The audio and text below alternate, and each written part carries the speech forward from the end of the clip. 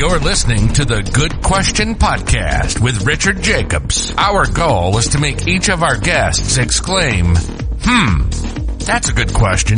I don't know the answer. Because when that happens, it means you, the listener, may be inspired to learn more beyond the interview and to ask great questions yourself that lead to new insights. In this podcast, we cover historical and current anthropology, comparative religion, and history. Welcome, and let's get started.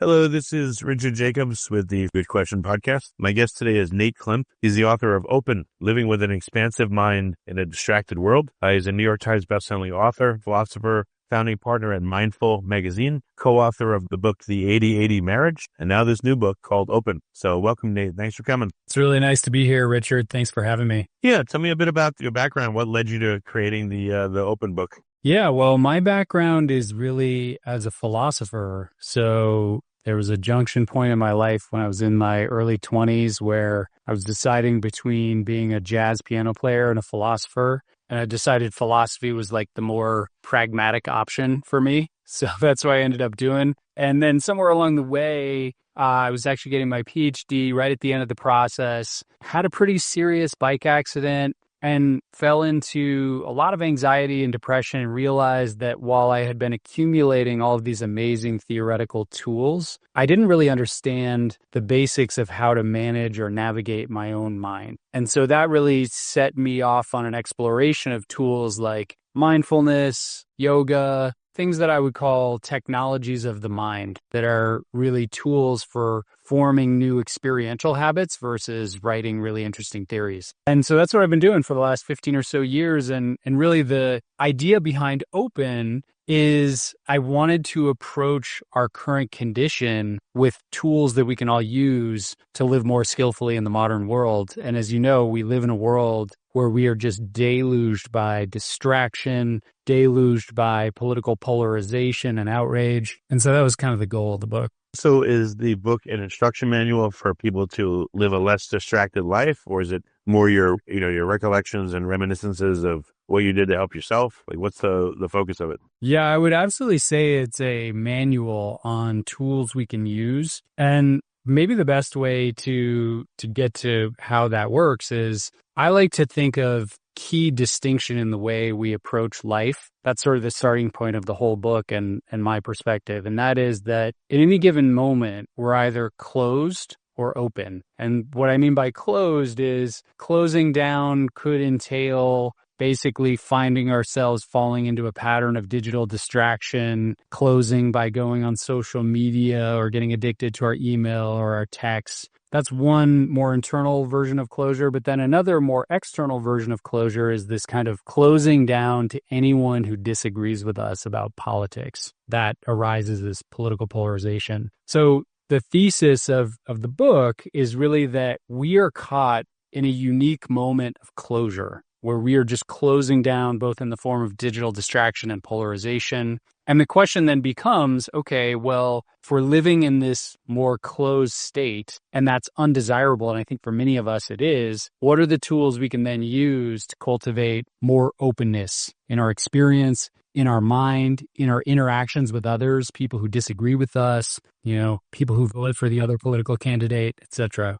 I don't know if it's closed. I mean, the people are siloed. They're still getting plenty of information, but it's just kind of a narrow spectrum from a few people. But I don't know if they're closed to information. Yeah, but so that's what I would incorporate that into my definition of closure, that if your information is all coming from one particular vantage point, yes, you're getting information, but are you encountering the world in an open way? I would say no, because makes sense. All the information that's coming to you is supporting one particular perspective. And as a result, you're sort of closing in on a particular point of view with no challenge, no contestation, no attempt to really understand the other side. Okay. Yeah, and someone that's on social media all the time, I mean, again, they're not closed, but they're closed to everything outside of that. They're this strange, echo chamber of people commenting with no faces. It's weird. Yeah, exactly. Well, and not only that, but I think that the behavior is often happening automatically without a whole lot of thought and without a whole lot of awareness. And so that's another, if we were to sort of like keep defining this closed versus open, distinction. When we're more open, there's a little bit more awareness. Psychologists call this meta awareness. That's the ability to like stand back from our experience, see what's happening in our own mind, choose more freely how we want to be in the world. And for many of us, our relationship to technology has become a kind of addiction. In fact, most scholars who are looking at this say it's very similar to other forms of behavioral addiction, things like an addiction to gambling, an addiction to shopping. And so that's the kind of closure I'm getting to, is that there's not a whole lot of freedom going on. But I think the good news is we can cultivate that kind of freedom. We can cultivate that more open perspective and way of living. It's just a matter of breaking some of those habits. So, I mean, what does the instruction manual of the book tell you to do? How do you cultivate better virtues and what's going on right now? Well, lots of different ways. There are tools for breaking this habit of screen addiction. There are tools for cultivating the practice of mindfulness. We're intentionally developing this more open perspective. There are tools for opening to the other side politically. So there's a lot of different tools. I can just drop into one set and we can go into others if those are interesting. In terms of screen addiction, some of the tools that I think are most powerful are really thinking about like the way we design our environment and our time. So in the field of habit research, they call this environmental design. And the basic idea is you want to put friction between you and the temptation and remove friction between you and the thing you actually want to spend more time on. So as an example, kicking your phones out of your bedroom is something that a lot of people find they experience resistance to, but that can be a really powerful practice. Having certain family commitments around like, hey, when we do dinner, we don't have phones with us. One of my favorite time-based practices is what I call dopamine dessert. And the basic idea is to actually schedule time in your day for distraction. So what I mean by that is like, for me, it's about a half hour in the middle of the day. That is my dopamine dessert time. I allow myself to just like gorge on a buffet of digital mind treats, Instagram, news, all the things. But then for the rest of the day, I'm able to say, oh, I don't need to check that now. I've got my dopamine dessert. And just like dessert in food, if you're eating chocolate cake and ice cream all day, every day, when you eat it at the end of the day, it doesn't really taste that good. But if you save it, if it becomes dessert, it's actually more pleasurable. And the same is true with digital distraction. It actually becomes more pleasurable when you have those periods where you're not reaching out for it all the time. Yeah, that's smart. And then you don't feel like you have to constantly look at it or you'll be out of the loop or behind. You're doing your daily, pilgrimage to social media and seeing what's going on. Yeah, exactly. And for me as a writer, it's really important, especially in the morning. That's when I primarily write, for me to be able to say, like when I have a thought, oh, I wonder what's happening in the news. I wonder what the latest thing, I'm a big Denver Broncos fan. So it's like, what are they doing in terms of their free agent acquisitions? Things like that. Those thoughts will pop up. And I can think to myself, I'm not going to check that now. I've got dopamine dessert. I've got time on my calendar. It's going to happen. So what does that do for you? I mean, it allows you to be less distracted during the day, or what's the effect? Exactly. I mean, I think that's the primary thing we're trying to create here is periods of life where we can interact with our work, other people in the world without this continuous drag of distraction, without the notifications flying at you at all times, without the internal, the part of you that's craving it. That might still exist, the craving part of you, but there's just something really powerful about creating those spaces. And the thing about it is, because it's an addiction for many of us and the habit is so deep, we have to be really intentional. We have to be somewhat disciplined sometimes to get some of these habits off the ground. Well, even if you take away the social media, I would think that people would, without training, they would not know what to do. Maybe they go into like a procrastination mode because they're not getting the dopamine hit. And the prospect of now having to buckle down and work is like, ugh, if you're not trained to do it. So what else is needed to not be distracted and to actually get work done? You bring up a really good point. Often when people create space in their life from busyness or from distraction, what you just said is exactly what happens to many people. So there's this experience of... I've never felt it, so I wouldn't know. Yeah, but it is true that there's this experience for many of us of extreme discomfort when we have space. And to your point, we usually then reach for some other habit or some other way to just like fritter away our time. So what we need to do if we're really interested in cultivating a more skillful way of living in this kind of fashion is we need to think about, okay, if I'm going to interrupt this habit of digital addiction and distraction, then I need to have some other habit that I want to build instead. So to your point, it's really helpful to have that moment of reflection to think like, hey, I always say I want to read a book, like a real book, physical book, but I never do it. So maybe that's the thing. I always say I want to be able to walk outside without earbuds and just like enjoy nature. Maybe that's the thing. But to your point, you really do, you're well served to have something you're now pointing your attention toward. What else is needed? Like, is this like a muscle that you can only do for maybe a few minutes and you need to build up time? And if so, what would be like the optimal amount of time of focus on a task? Like 30 minutes, an hour, longer? Yeah, well, I'm glad you brought up the idea about this being a muscle because that kind of gets into some of the other tools we can use for cultivating a more open approach to our life. So obviously, if we can interrupt this pattern of digital distraction, digital addiction, that is a really great place to start. But to your point, our mind also is well served by having a kind of training in how to be more present and available and open in each moment. And that doesn't happen naturally for most of us, especially those of us who spend a lot of time on our screens and our phones all day. So that's where some sort of practice of mindfulness can be really powerful. And I think of mindfulness really as just the practice of shifting our attention from either mind wandering, which is what our minds are doing most of the time. So they actually did an interesting study at Harvard University where they found the average person spends 47% of their day just lost in the state of mind wandering, thinking about the past, thinking about the future, what they're going to do later, etc. And that mind wandering is actually correlated with things like anxiety and stress. So if we want to break that habit, it's simple but not easy. And what I mean by that is we're basically reorienting our attention from the wanderings of the mind or the random scrolling on Instagram to whatever is happening here in the present moment right now. That might be a sensation in your body. That might be the sounds. That might be what's happening in the visual field, but just basically coming back into contact with the present moment. That is the essence of mindfulness. And that really is a muscle that we can train. Every time we do that, it's kind of like doing bicep curls for the brain. That's an expression that was Dan Harris, the author of 10% Happier, came up with. But that's the basic idea, is that we are building this muscle of bringing our attention back into the present moment. But what do you notice as you're training this muscle? How do you know when it's fatiguing and it's giving out? Do you do this like in the beginning part of the day, the end part? Do you need a lot of willpower for it? What does it feel like? Yeah, well, so there's an important distinction here when we talk about training mindfulness or training this practice of present moment awareness between formal practice,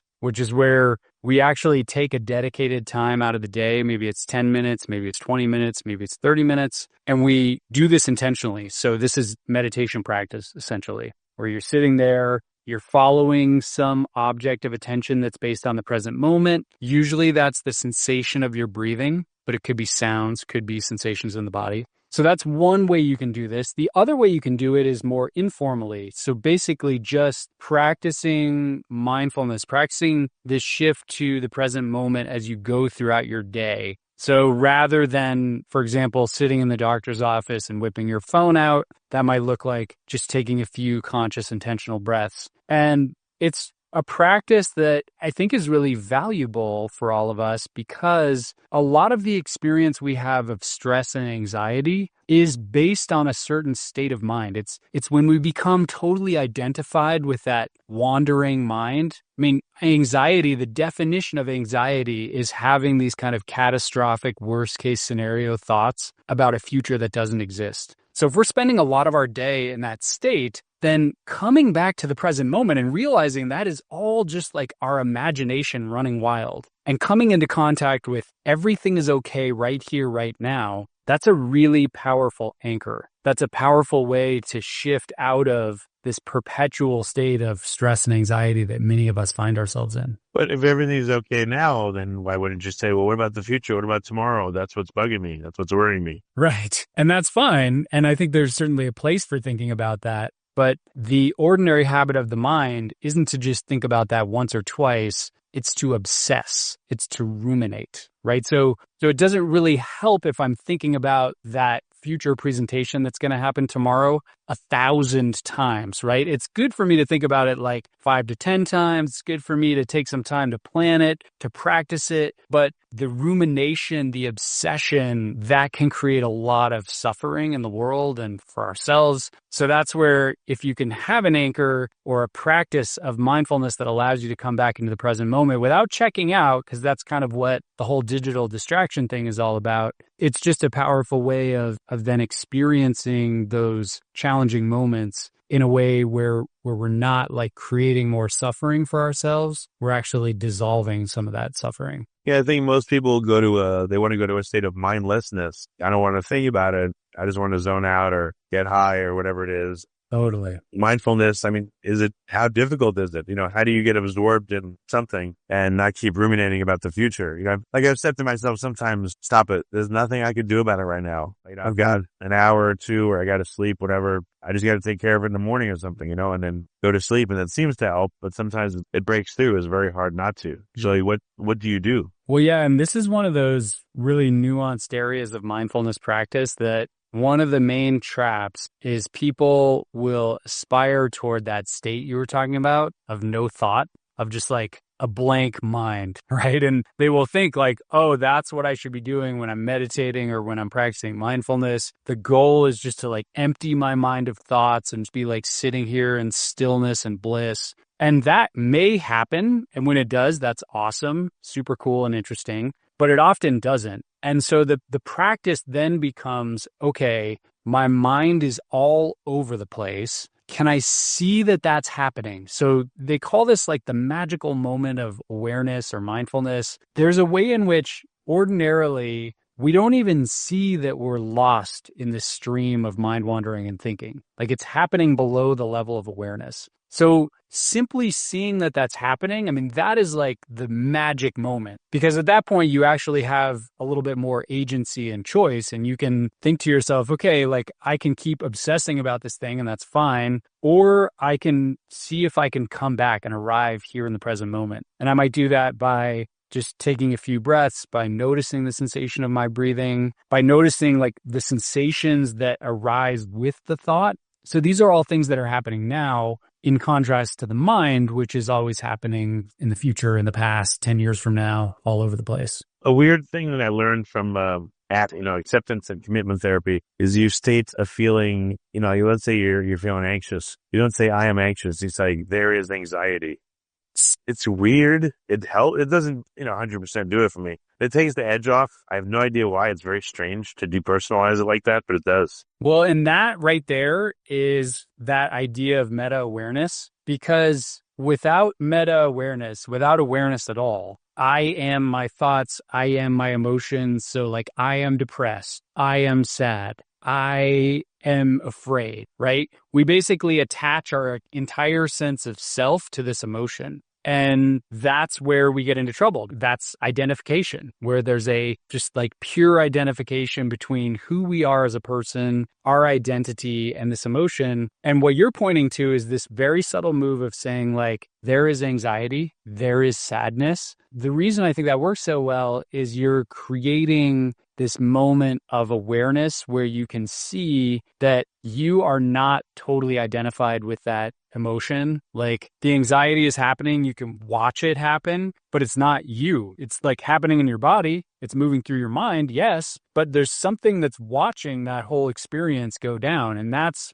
probably more you than the experience itself. So it really is a powerful thing to do. I think that's something that people who are listening to this can experiment with next time during the day when you feel anxiety or you feel stress or sadness or a challenging emotion. See what happens when you just make that little shift to like, there is anxiety, there is sadness, there is stress. Yeah, I liken it to, again, taking the edge off. Like I've seen, I do yoga sometimes and, 3 or 4 sun salutations, it'll lessen anxiety, again, maybe 10, 20%. And then sometimes that allows you to be free enough to act or to help yourself more from there. So I guess if people can cultivate a few different things they could do, like go out in the sun, close your eyes, just sunbathe for like 15 seconds, 30 seconds, all these things, if you take the edge off, you can get there. You can help yourself better. Yeah, I think that's right. And I like that you brought up yoga. I also do quite a bit of yoga, and I think that it's important to remember that when it comes from shifting out of those traps of closing the mind, things like screen addiction, political polarization,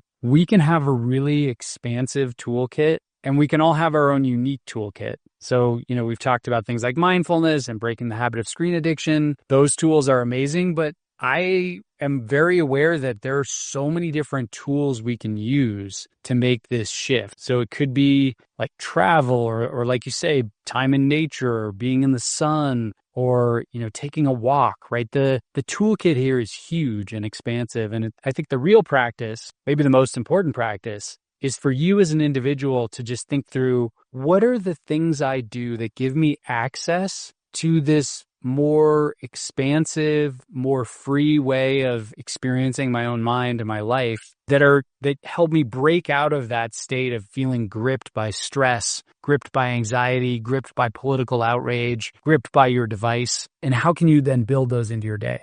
Also, to the time duration, it seems like when I'm overwhelmed or I know people are overwhelmed, it's like, all right, what's one thing I can do? Or can I do something for like 2 minutes, literally with a timer, or 5 minutes without a timer? These small, like bite-sized, again, remedies seem to help. They're really quick, but they're really small things, so they're not overwhelming to do, and you feel better. I don't know if you go into time very much on these interventions or self-interventions. Yeah, well, so a lot of people, when they hear a podcast like this or read a book like mine, they will immediately say, I don't have time. And on one level, that's true. But on another level, if you look at your day closely, for most of us, we have hundreds of these little throwaway micro moments. Maybe that's the time between meetings, or it's the time you're walking from your car to Home Depot, or it's the time you're in the elevator, right? Like we have hundreds of these moments. So we have the time. We're just choosing to use that time looking into our phones. And that's okay. Like I'm not anti-phone, right? So I'm not saying never look into your phone, but what if you were to take 20% of those moments and use them to make or have this like micro experience of mindfulness, a micro practice of gratitude, a micro practice of, movement or whatever it is, all of a sudden that is radically transforming your day. So that's kind of the practice that I encourage people to think about, is that really integrated practice of how you just transform some of those ordinary moments from being an opportunity to go on Instagram to being an opportunity to cultivate some other more wholesome, more rewarding quality of mind. Other tactics or techniques in the book that we haven't spoken about that would be very useful for people? Yeah, well, you mentioned breathing and yoga, and I think that's a really powerful technology. The way I would differentiate that from meditation and mindfulness is that in mindfulness practice, you're really training the skill of being with things as they are. So like training your ability to stay with anxiety, training your ability to stay with stress, that's super powerful. But what mindfulness often doesn't do is change the underlying biology that creates stress or creates anxiety. And that's where practices like breathing and yoga can be extremely powerful. So just to give you a simple one, there's a practice that I call extended exhale breathing, where you're just breathing out twice as long as you breathe in. So exhale for 8 counts, inhale for 4 counts. Super simple practice. But one of the things that happens with this practice is you're actually hacking into your neural biology to slow down your heart rate, to initiate the relaxation response. So that's a really simple version. Doing yoga practice, that's a longer, more formal way to do it. But there are a lot of ways that you can basically change the underlying biology of stress in the moment. I have a strange question about the breathing. I don't know if I'm the only one, but I had to sit there and think about it. I thought, okay, if I'm breathing out twice as long as I'm breathing in, how come my lungs take this after a while? How am I getting enough oxygen and stuff? And then I thought, well, oxygen is 19 to 21% of the atmosphere. Carbon dioxide is like, I don't know, parts per million. So one breath in, you're getting a ton more oxygen than you're breathing out carbon dioxide. So maybe it's okay and I'm not going to choke or not be able to breathe or pass out or who knows. But maybe it's ridiculous. But have you ever had anyone that worries about the breathing for that reason or for any other reason? Yeah, no, I think it's a legitimate worry. And I'd say a couple of things. One is you want to make sure if you're doing any sort of breathing practice, you're doing it in a place where you feel really relaxed. You never want to force the breath. It's always like from a place of relaxation. And if you feel like you're straining, you want to pull back on that. So that would be thing one. But then the second thing is when it comes to stress and anxiety, often it's because we're over inhaling. We're like loading our system with too much oxygen. So sometimes like cultivating, like building more CO2 in the body and the bloodstream is actually a really powerful tool for ameliorating some of that anxiety. And the body has a way of making sure that it's well fed in terms of anxiety. But like, if you think about stress, like you just got really tragic news. The first thing you do is like a huge inhale, that sort of thing. And that's fine. But if you never exhale that inhale, then all of a sudden you're creating an imbalanced pattern that's actually like driving the stress and anxiety. So what I would say is like your body will tell you when it needs more oxygen, but generally we're over inhaling and under exhaling. Okay. Yeah, one other thing I've learned too, if you're having a stressful day, if you could find a place to lay down, even for 5 minutes, even if you're laying on the floor, we'll throw a blanket down or a towel, whatever it is, or just Totally. if you just lay, it really like calms you and resets your system and takes the weight off your joints and all that. That seems to be a really good intervention. You don't need to sleep or anything, but it just helps. Well, and there's a beautiful practice from the tradition of yoga that's called yoga nidra, which in Sanskrit means yogic sleep. And it's exactly what you're describing. And there are all sorts of tracks you can get, guided practices. I actually have some on my website, nateklemp.com, for free. But you can get them anywhere. There's tons of YouTube videos, apps on your phone. They're yoga nidra guided tracks, which basically will guide you as you lie there to just systematically relax your body at different points and cultivate these ultra deep states of relaxation, which aren't quite sleep. I like to think of it as you're just like hovering between that boundary of waking and dreaming, but you're still conscious and you're still aware. And they've been doing a lot of research on this practice. It turns out to be incredibly beneficial for stress, for anxiety, but also interestingly for consolidating learning. So I think there's a couple of Andrew Huberman episodes where he talks about doing a practice like yoga nidra after you've learned a language or you've studied or you've learned something new. It actually helps the brain consolidate all of this new information. Hey, when my eldest daughter was young, I don't know, a year and a half, 2 years, sometimes, we put her to bed and we would hear her like talking kind of to herself. And my wife and I thought that she was just processing the day and just, she would do that for a few minutes and then fall asleep. So we figured that's what she was doing. It sounds similar to what you're talking about here. Yeah. And I actually do that with my daughter every night. We do basically a yoga nidra practice where we'll do a body scan. And she's been doing this now for 4 or 5 years. And yeah, it started during the pandemic when we were all stressed out and she was really stressed out. And it has just been like a daily ritual. It's like part of our life now. And I think it's really helpful now that she's a teenager to have that place where she can kind of like let go of some of the stress that she accumulates through the day and transition into sleeping. That's really cool. Well, that's great. Yeah. So what kind of commentary have you gotten from your open book? What are people saying about it? Yeah, I mean, I think that mostly what I hear is people really resonate with this idea that we're closing down, both in the sense that we're like compulsively checking our technology, but also I think people really resonate with this idea that now more than ever, we see our political opponents as the enemy, as somehow, deranged and rather than just having a different perspective. And so my hope is that these tools can help us at a time where these divisions are just so deep. And my ultimate goal for this book is not only the goal of helping individuals live better, less stressful lives,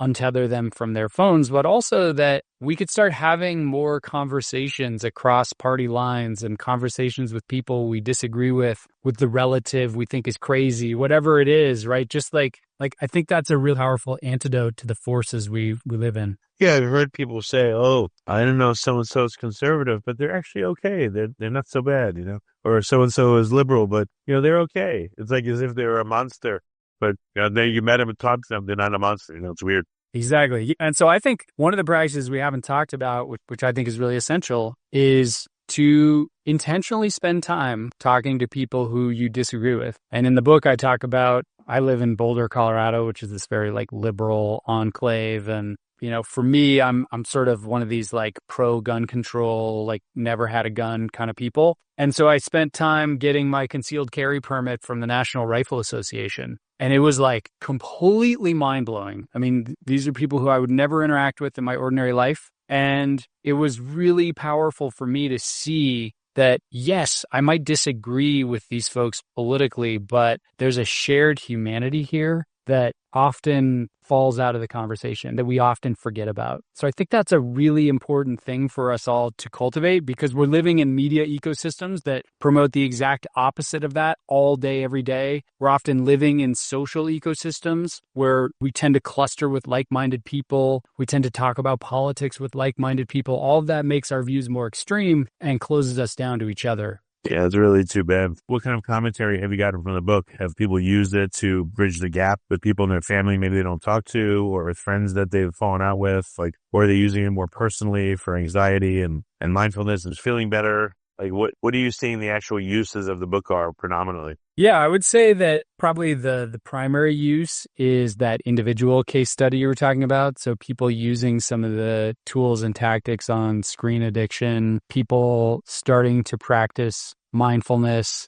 There's a practice I call street meditation, where you bring mindfulness into wherever you happen to be, whether that's like Costco or, your local Walmart. So I'd say predominantly I hear about that, but I have heard some people who have read the book who say to me, this really gave me the motivation and the courage to start reaching out to people who I kind of wrote off as being politically crazy, or voting for the wrong person. And so I think that's really heartwarming for me. Yeah, it's terrible. I've experienced it. I've heard from many people, oh, I don't talk to my brother, sister, mother, whatever friend, because they're, this way or that way. It's nuts that it's gotten to that point with people that they've been manipulated so much that they won't even talk to their own family sometimes, Yeah, I hear you. Totally. Right. So what's the next for you now that you've done this? Where else do you see that you need to apply your knowledge to? What need? Yeah. Well, my wife and I, we also write about relationships. So we wrote a book called The 80-80 Marriage, which is a critique of the 50-50 mindset in modern relationships and an alternative model. And so we wrote that book about 4 years ago, and we're working on a new book now.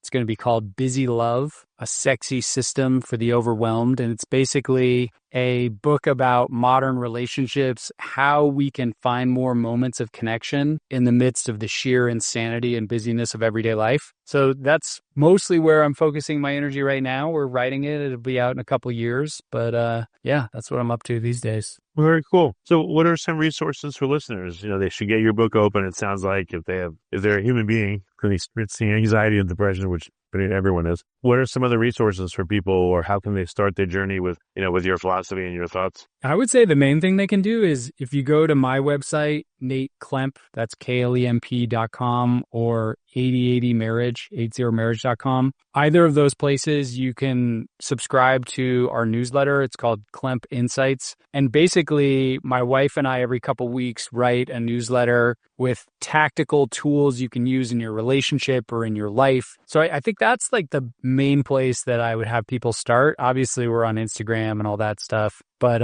that's probably the best place. We also have a guide for couples, date night guide, just giving couples ideas on how to make date night actually happen, how to, what to do, those sorts of things. So that would be my main recommendation. Okay. Well, very good. Well, hey, thanks so much for coming on the podcast and revealing all these not really secrets, but just super useful, practical, helpful, down-to-earth tips to help people in their state of being, So thank you. Of course. Well, thank you so much for having me, Richard. I appreciate it.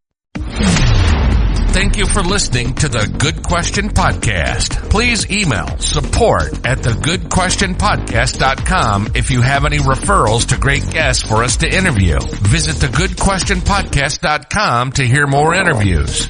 And please help us spread the word by rating and reviewing us on Apple Podcasts, iTunes, Spotify, YouTube, or wherever you listen to this podcast.